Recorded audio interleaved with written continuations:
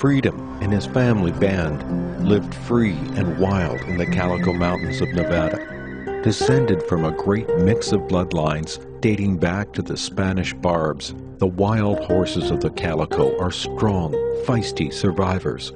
There's no images of Freedom's family, but here's another stallion, Lightning, and his family herd. Lightning is horse playing with a younger male who wants to see if the old guy still has it.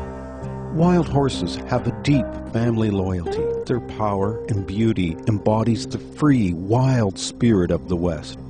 They live in a rugged environment, under threat of predators and lightning strikes, and livestock leaseholders' attempts to restrict access to water and range.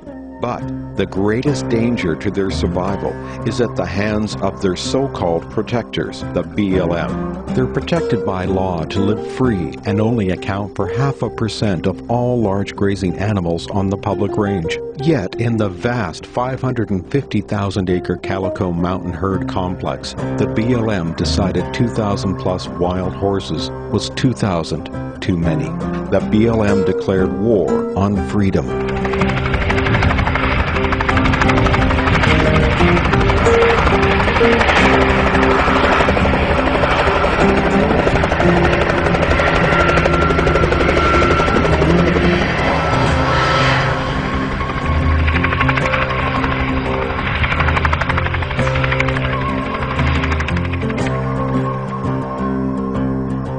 BLM claims wild horses are starving, so they capture them and ship them east to languish in captivity, where the once free and wild horses live in confinement, separated from their families. The stallions are gelded. Those priceless genes will not be passed on. Freedom knew otherwise. He would not be contained by 6-foot fences or the barbed wire grasp of the BLM. What now ensues counts among the most inspiring displays of sheer spirit and resolve to break free of any I've witnessed in my life.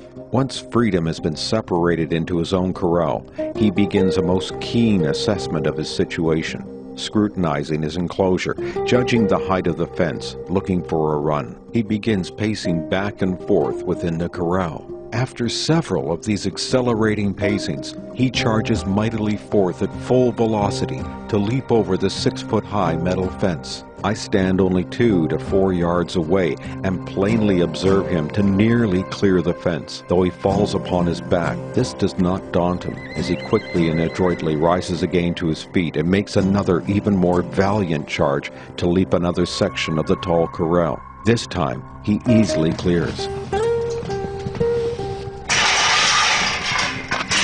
The black stallion breaks through the barbed wire fence, plunging his chest full force against the tightly strung wires. The next thing I know, he was totally free, running out into the vast Nevada desert with the scenic and colorful eastern flank of the Black Rock Range in the background. As he briefly arches his thick and powerful neck to glance backwards at the corral, he seems the very beacon of freedom, a shining example of the kind of sheer verve and passion it takes to live free. What a wonder! His name will be none other than Freedom.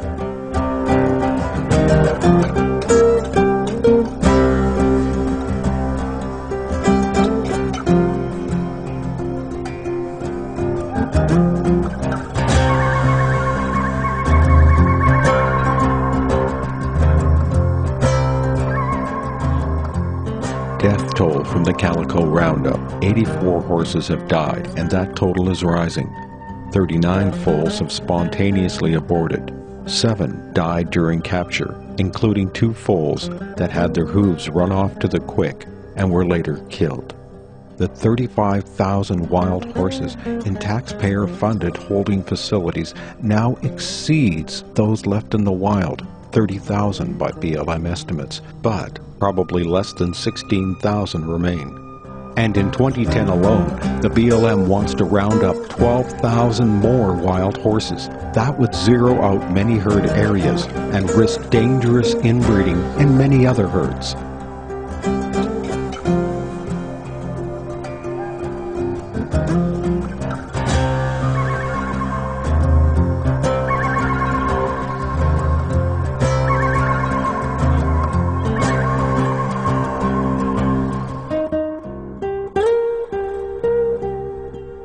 Don't let Obama be known as the president who allowed America's wild horses to be stampeded into extinction.